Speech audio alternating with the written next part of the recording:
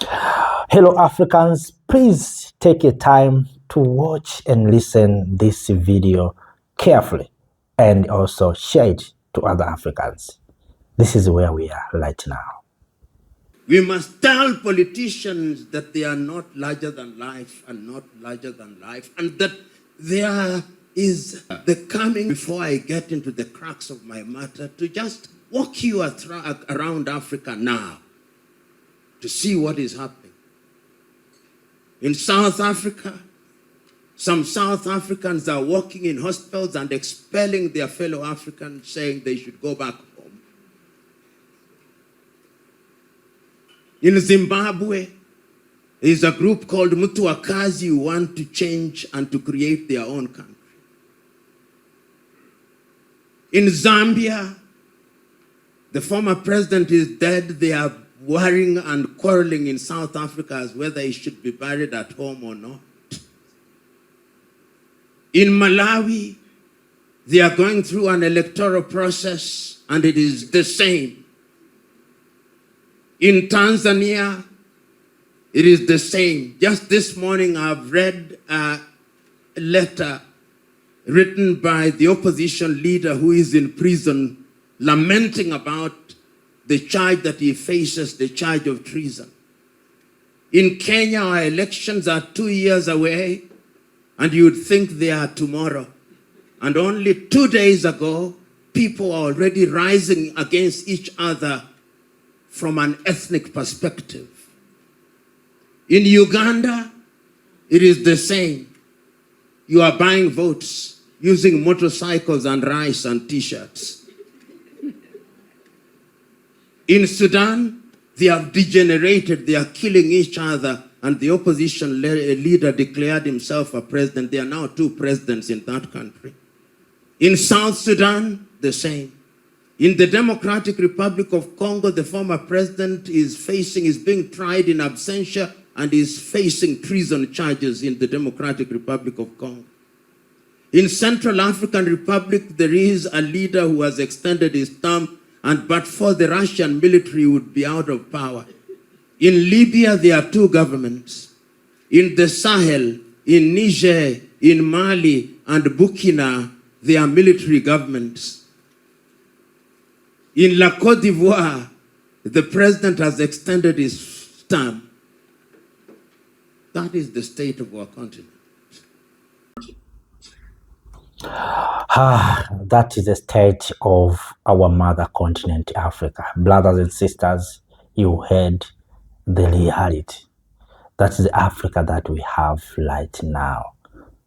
Starting in southern part of the continent, South Africans, some of them are working in hospitals to fetch for other Africans. They call them foreigners, and expelling them out.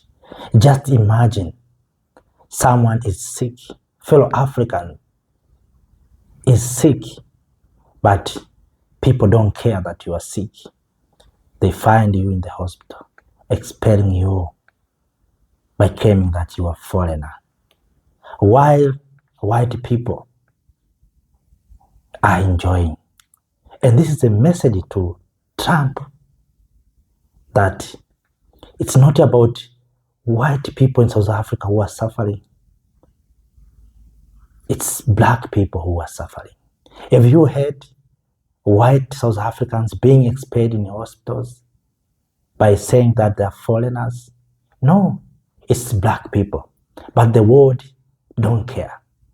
No one cares about the pain of Africans. No one cares about our struggle.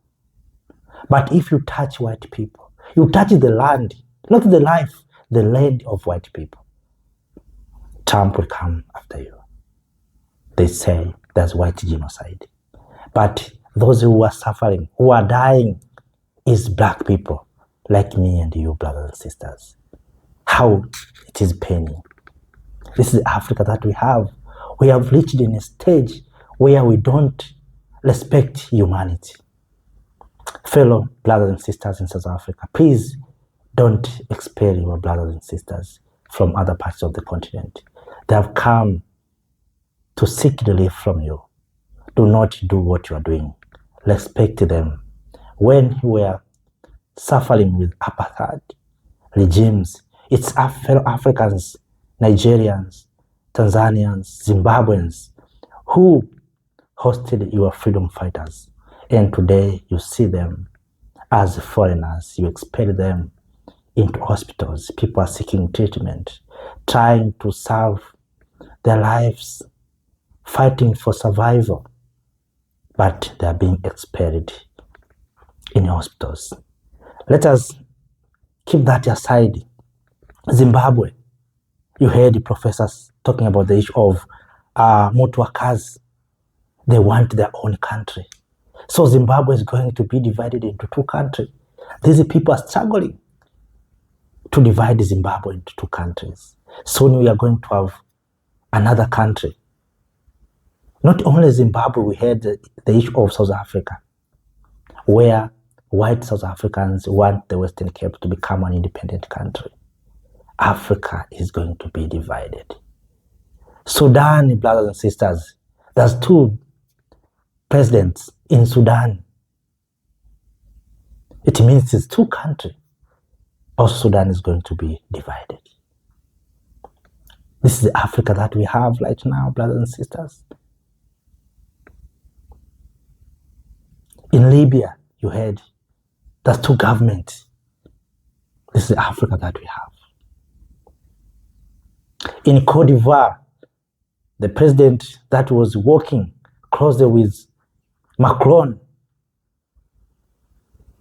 he's extended his terms. He wants to stay in power than Constitution saying. This is the Africa that we have. Talking about elections and other issues. Africa is at a crossroad, brothers and sisters. It needs me and you, brothers and sisters, to help this continent. Elders, politicians are the source of all these things. So let us move on with a full speech from Professor PLO Lumumba. So, brothers and sisters, do not skip the video. Watch this video from the beginning till the end. From here, not just at the beginning, from here till the end, you will hear a lot of things from Professor PLO Lumumba. Here is a full speech. You're welcome. And every time we face elections, there are threats. It's Chinua Achebe who said, when you see a toad jumping into the daylight, something is after its life. Something is after your life. That's why you are congregated here. You fear that if we continue on this trajectory, people will rise against each other because they belong to different tribes, because they belong to different religions. You fear that women will be molested because of elections. You fear that politicians will throw each other into jail and some will be killed because people are seeking office. That is why we are assembled here. And we are assembled here to wonder what it is that we can do to immunize ourselves from the pain that election visits upon us every other circle. That's why we are gathered here. We are here as people who mean well for Uganda. During breakfast, I was telling my hosts that those who are religiously inclined, and this is a story that is also known to Islam, the story of Elijah, whom I'll refer to as Elijah or Elijah. Elijah governed or was a prophet during the times of a person called Ahab, who had 450 prophets of a god called Baal. And his wife would not want to be left behind. She also had 400 prophets of Asherah.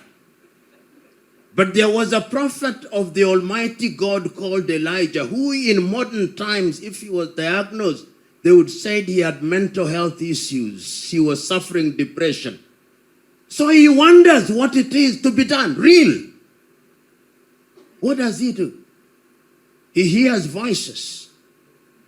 He goes into the cave and he challenges the prophets of Baal to a duel at Mount Carmel. You slaughter your bull, I slaughter my bull, and we call upon our God, and we see which God is going to succeed. The story is well known to all of you. He tells God, his God, that everybody has knelt before Baal except him. God tells him, no, you do not know. There are 6,000 others. You are here and I are in the same position like Elijah. Those who intend to do good never collaborate. But the evildoers know how to network. You ask those who are in the drug business how they network. From Mexico to Colombia to Venezuela to Guinea-Bissau to Uganda, they know how to transport cocaine. But do we know how to transport and export good manners and virtues and values? No. We judge, we say, I'm good. I'm born again, therefore I'm going to heaven alone.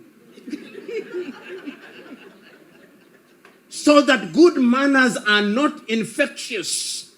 I'm urging you today to make good manners and good values infectious. If there is a disease, if you allow me, which should be a pandemic, it should be the disease of good manners. And I'm using the word disease deliberately. We must infect ourselves with good manners. And good manners starts with how we choose leaders. On what basis are you going to vote when the voting comes? Is it one from your tribe? Is it one from your village? Is it one from your religious group? Is it one who has bribed you? Ask those fundamental questions. Here in Uganda, those of you of the Christian extraction will remember there was a time when even the Church of Christ was confused, and there was something that is called, I think it was called restoration or something. And the song that you heard was Tukute Tenderes. Yeah, someone again. Yes, someone I'm locals. The revival. We need a revival so that we can have a political tukutenderesa. Political tukutenderesa is what is going to liberate Uganda. East African revival. So until the day that we have our own political tukutenderesa, we are going nowhere. And that tukutenderesa spirit must be fed to every politician. Because all African politicians, almost without exceptions, have scales on their eyes and wax in their ears. We must do something to melt the wax and to make the scales to fall down and to tell them that leadership is a position of trust. You know, if you read history, there was a Russian leader called Joseph Stalin. It was said of him that he was larger than life, almost as large as death. 1992, when Kenya was transitioning into multi-party politics, I then edited a magazine called The Advocate for the Law Society of Kenya. And I wrote an editorial, which editorial said in part that I hope that the participants will not see the electoral process as a cutthroat competition in which throats are actually cut. And those words have remained unfortunately true, is that elections have led to the cutting of throats, not only in this country, but in almost every African country. The late Ghanaian, who was the Secretary General of the United Nations, whose quote epilogues my paper, said that election should not be about who wins and about who loses, but whether the country or whether a country loses or wins. Many times when I look at Africa and I look at how this continent was so very cruelly divided in 1884, not for the benefit of Africans, but for the benefit of the colonial powers. And when I look at the process of decolonization, it is as if Africa was designed to fail. The post-colonial African nation was never designed to succeed. And that must be at the back of our minds. So that when we grapple with the problems that we have, we must contextualize them in history. How is it that our countries were so arbitrarily divided?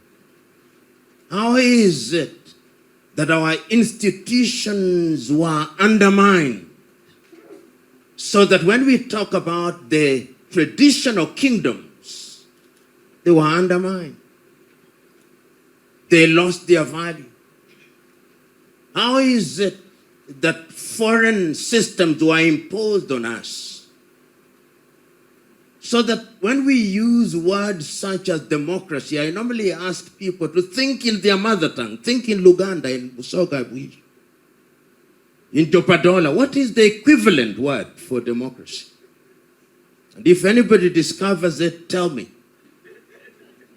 Because we have our own words of defining and describing governance. So, I very reluctantly use the word democracy. I use the word governance, because governance we know. And when I talk about elections and their impact in Africa, I go back to 1963. In 1963, 32 African countries had regained their independence. The leaders gathered in Addis Ababa, Ethiopia, and each one of them spoke. For Uganda, the person who spoke was Apollo Milton Obote. He was then the prime minister. Of course, Kabaka Mutesa was the president at that time. He dispatched the prime minister Obote to be president. Each one of them recognized the need to rethink governance in Africa. Kwame Nkrumah naively thought that Africa would unite very quickly and that the problems would disappear. In 1965, he writes a book which he calls Neo-Colonialism, the last stage of imperialism, and he proceeds to say the most dangerous. Some say that it's because of that book that 1 year later he was then overthrown in a military coup d'etat. In other words, Africans had started getting dissatisfied with inherited systems. So soon after we regained our independence, the election that we are talking about in Congo in 1961, no sooner has Lumumba, for whom I am named, been elected than 9 months later, he is killed. 1961. And Congo has never been the same again.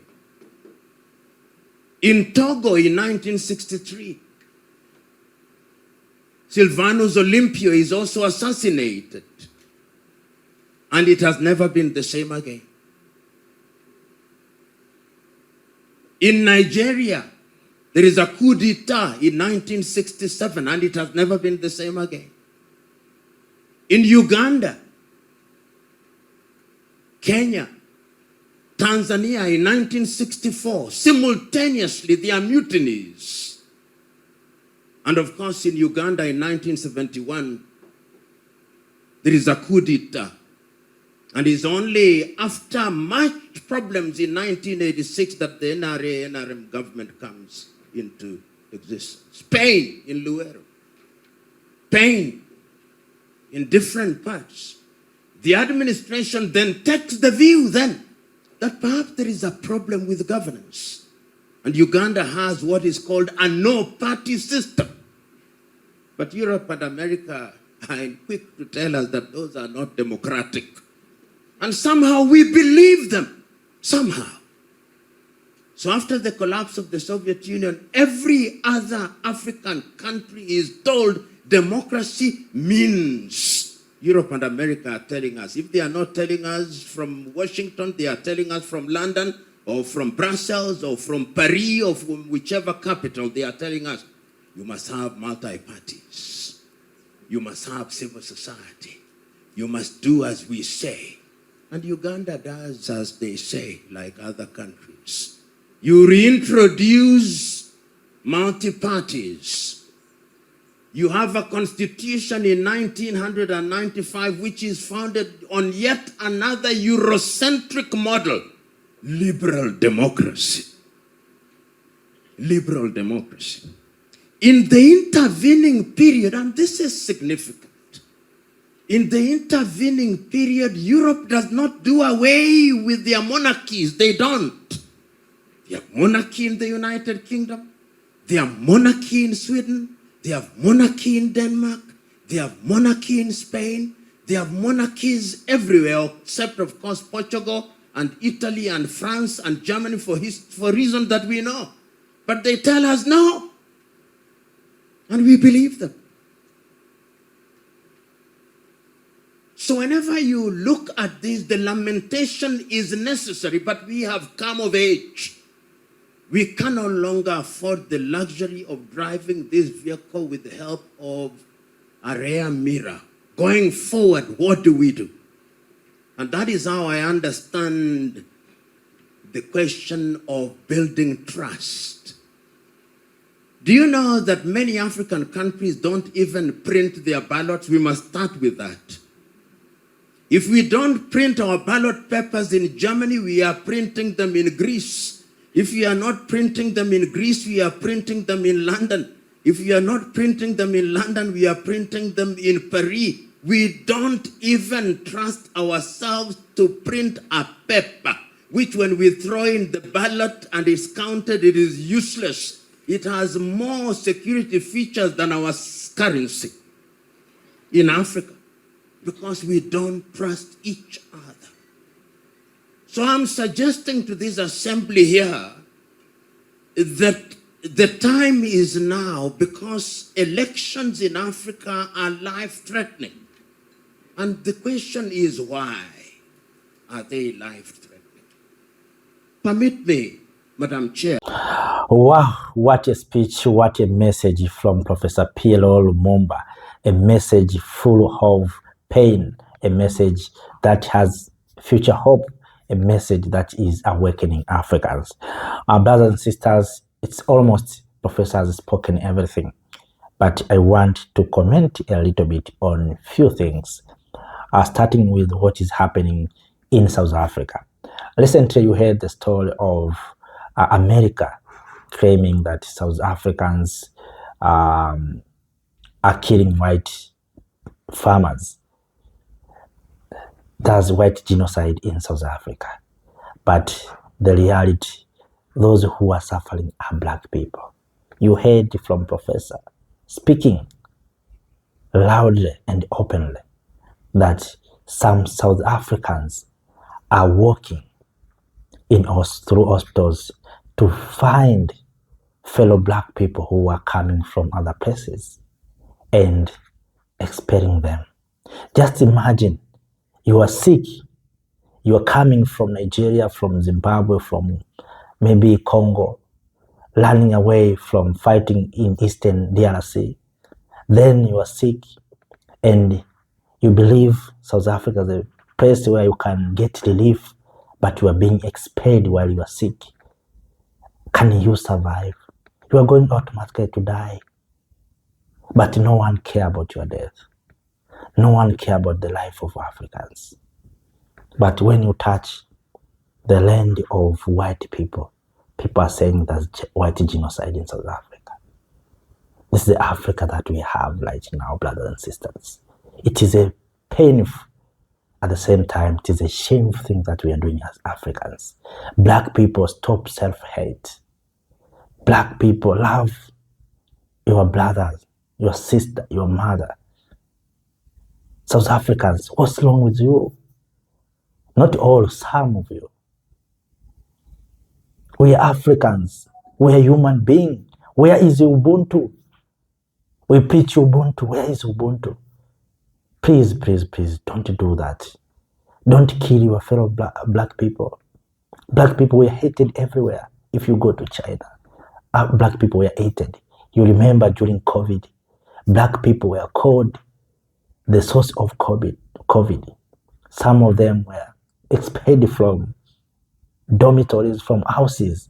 You remember what happened to black people. You remember what happened to George Floyd. It looks like you forget everything, black people. You remember what happened to black people who were stuck in Ukraine saying, choose white people. Black people remain there to die. You remember all those stories. We are black people. What's wrong with us? We are very easy to forget. History will write something to us. So right now, we are killing each other. Look what is happening in Sudan. Brothers are raising against the brother. People are being killed in Sudan, in DRC. Africa is not at ease. Africa is suffering. Africa is struggling. When we say we are at peace, when we wake up in the morning and say, I'm very safe to live in my homeland. Sometimes we blame our people for running away from this continent. Political figures, leaders, please don't create environment for black people to kill fellow black people. It is paining, it is paining, it is paining. It is paining. So we need to respect each other. When Trump said there's white genocide, we stood together to defend South Africa. And yet, we who stood with you to defend our homeland, we are the ones who are being killed, chased, and expelled away from our motherland by calling us foreigners. But we know who are foreigners. Those who control the means of productions are those who are foreigners. South Africans, we black people, we are not your enemy. We are your brothers. We are your sisters. We are your relatives, your mothers, your fathers. We accommodate you. When we fought for apartheid, we fought it together. Today, you see us as your enemies, and you left your enemies, and this sin will follow you. And that's why you see white people around the globe are coming after you, because you are not respecting us who are supposed to defend you. They will say there's white genocide. Not because there's white genocide, it's because you are disrespecting us, fellow Africans. Apart from what is happening in South Africa, let us move to Zimbabwe, brothers and sisters. What a shame. Motuakas, a group that want independent country in Zimbabwe. Right now, these things we have seen, South Sudan and Sudan expelled into two countries. Right now, South Africa, white South Africans want the Western Cape to be an independent country. It doesn't end there.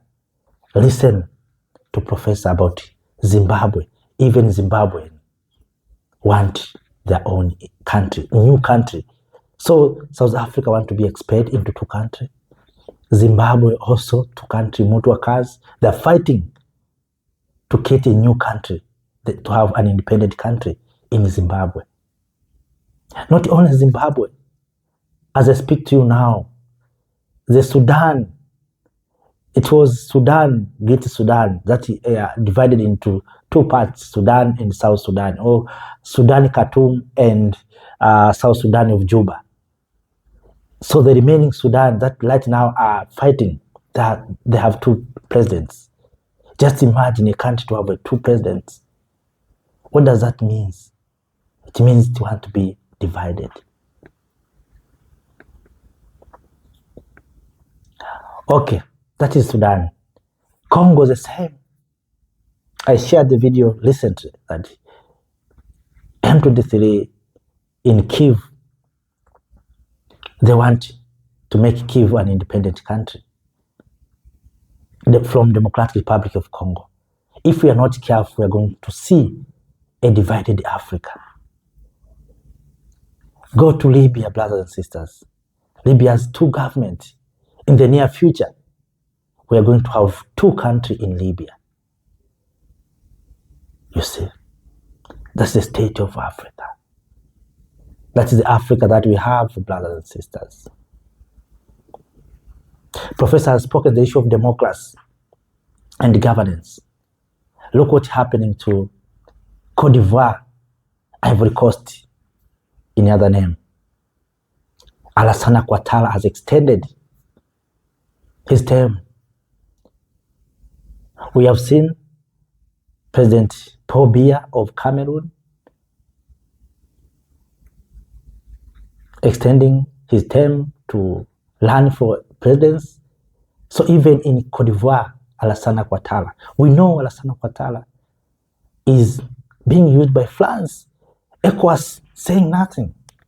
ECOWAS is silent, but ECOWAS is saying Mali, Niger, and Burkina Faso.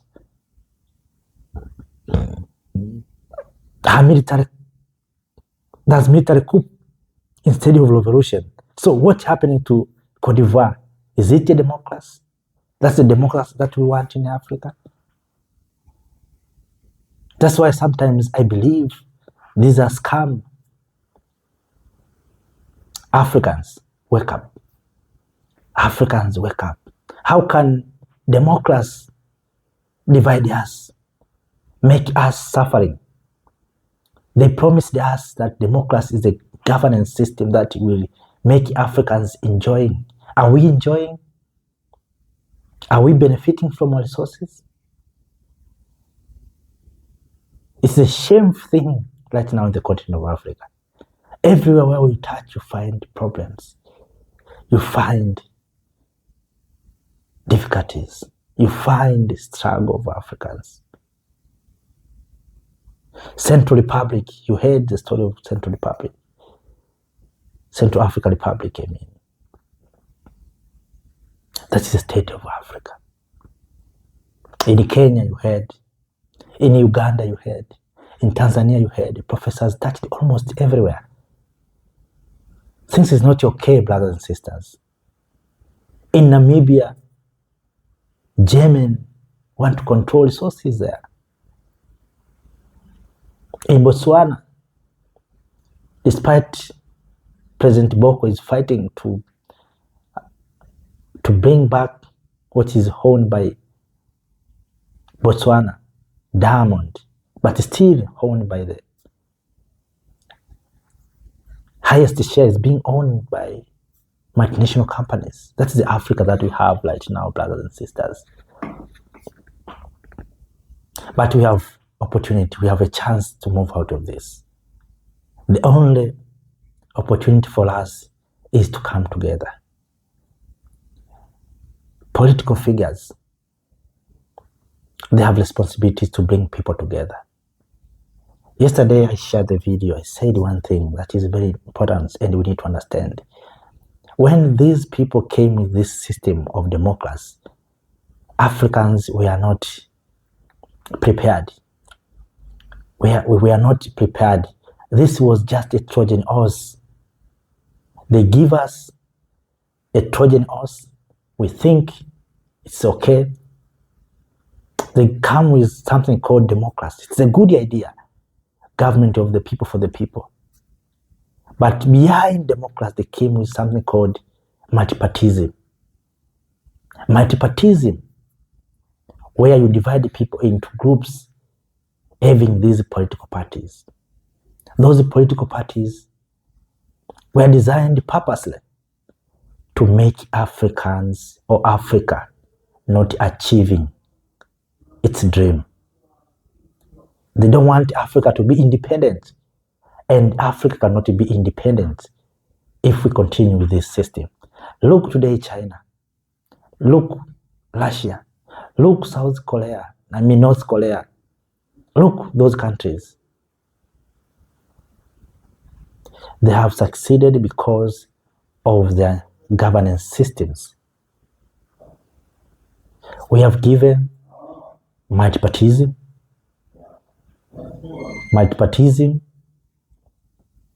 dividing us.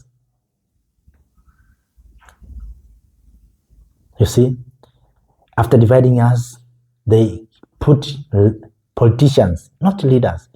We thought we are going to get leaders, but we didn't get leaders. We get politicians. Because the system of multipartism produced politicians, not leaders. And as Africans, we thought that through political parties, we can get leaders. But the truth right now, the state that we have, we are not getting leaders. We are getting politicians. Leaders are the one who think about the coming generation. But the politicians are those who are thinking about next election. That's why Professor has spoken one thing that is very important. That right now in Kenya, people are clashing each other because of ethnicity, because of coming election.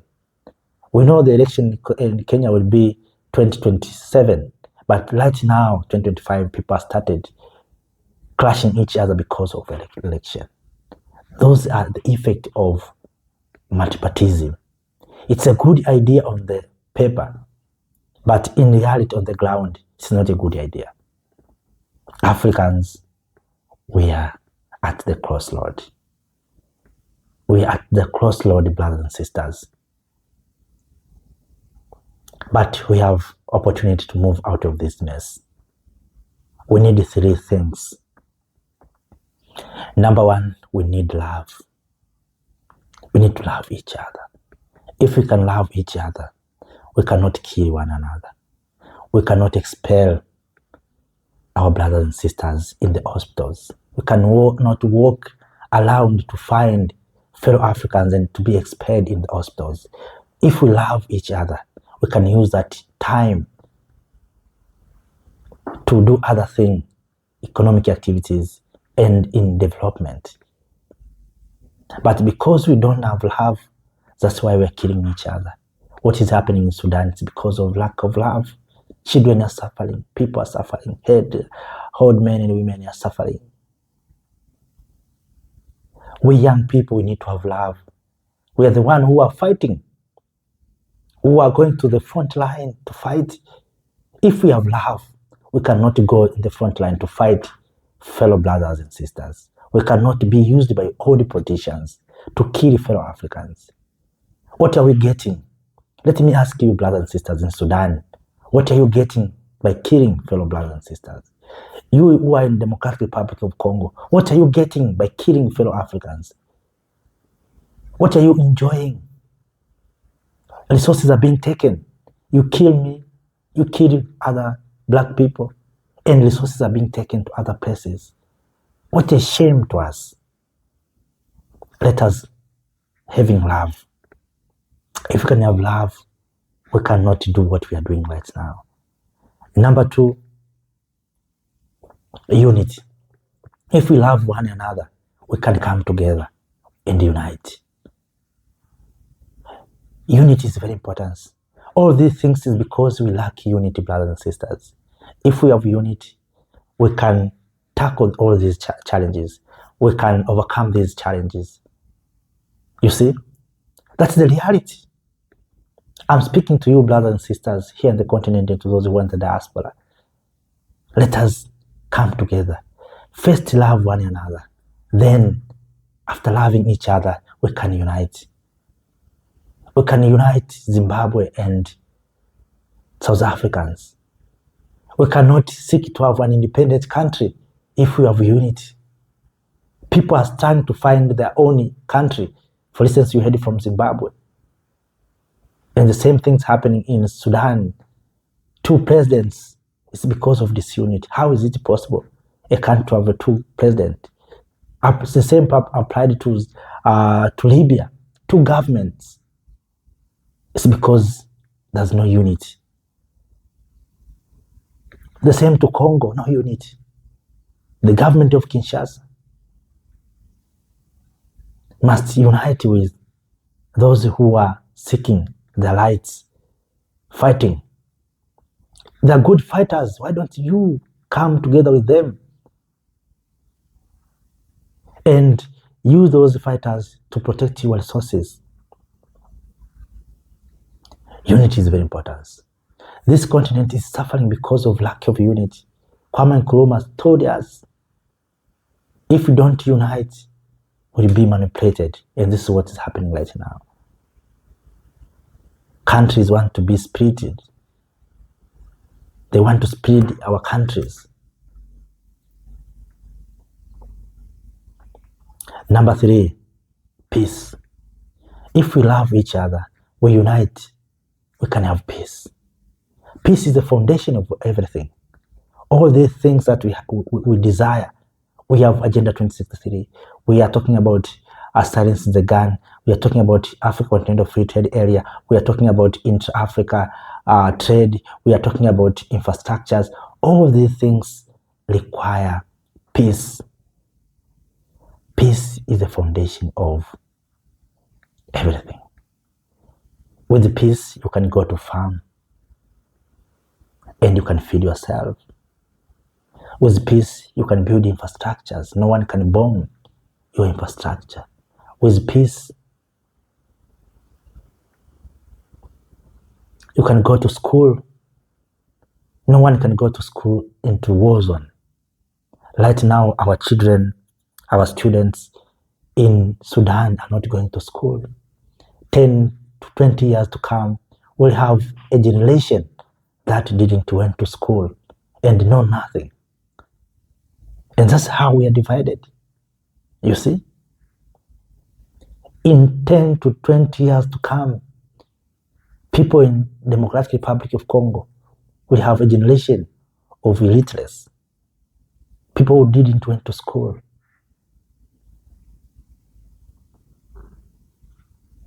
So, peace is everything. In Sahel, you see these jihadists and terrorists are trying to destabilize Burkina Faso. But one good thing that Captain Traore has seen is to bring all children into camps. That all children who are supposed to go to school now are brought into camps from those areas that are dangerous to them and reclaiming their territories. While he knows very well that if we don't prepare the coming generation with lightful minds, the nation will collapse. And that's what's happening right now in Sudan. Sudan is collapsing. And 10 to 20 years, it will be worse. It will be worse. Why? Because right now we have children who are not going to school. What they see is fighting. They see their mothers being killed. They see their fathers being killed. They see their grands being killed. They have something in their hearts and their minds. They want to revenge. That's the character of human being. When they will grow up and having power like me, they will find a way to revenge. And that's where things will become more dangerous. Africans, let us apply these 3 things. Love, a unity, and peace. Africa is waiting for us. So after that, let us not speak for too long. I'm just adding what I heard from Professor PLO Lumumba. It is paining. It is paining, and we cannot deny that these things is paining us. These things is touching our hearts. We are tired to see bloods of our fellow brothers and sisters in the continent. Africa is bleeding, but we are the ones who are supposed to heal this continent. Young people, stop being used by politicians. Politicians, stop dividing people. Bring people together. We know politicians, you have that capacity. We know you are not a leader. You're a politician. You seek opportunity. But let us not use division and war and conflict for your own interest. Some of these people who are initiating this conflict, their families are not here. Their families are out there. What they are doing is to pump youth of poor men and women into fighting, into war zone. This must come to an end. This must come to an end. Young people, you have responsibility to turn this continent into the hidden. Please stop being used. I know there's language barrier. Some are speaking Portuguese, some are speaking French. They will not understand, but to those who understand what I'm talking about, if you know, maybe you know English very well and also at the same time French, please translate what I'm saying to other Africans. Tell them we are the one who can heal this continent. We need to help this continent. And no one will come and help this continent. It's me and you, young people, the current generation. We are the ones who are being used by politicians for their campaign. We are the ones who are being used by politicians to fight on their own interest. We are the ones who are being used by terrorists to fight against our government. We are the ones who are being used by bandits and other bad people, by colonialists and exploiters and perpetrators. Let us stop. And this can be possible if we can start sharing. Now I understand why they don't want to open borders, because they know if they will open borders, young people will come together, will unite. So they are trying to use every means to stop we Africans from coming together. But the time will come, we'll come together, and the world will be shocked. So, kings and queens, brothers and sisters, let me end here. It is a paining story. It is a paining situation, but we must overcome it. We must overcome. We have to move out of this. A luta continua, a mantra. Let us move forward together. After that, have a nice time. See you next time. Thank you. Thank you, Africa.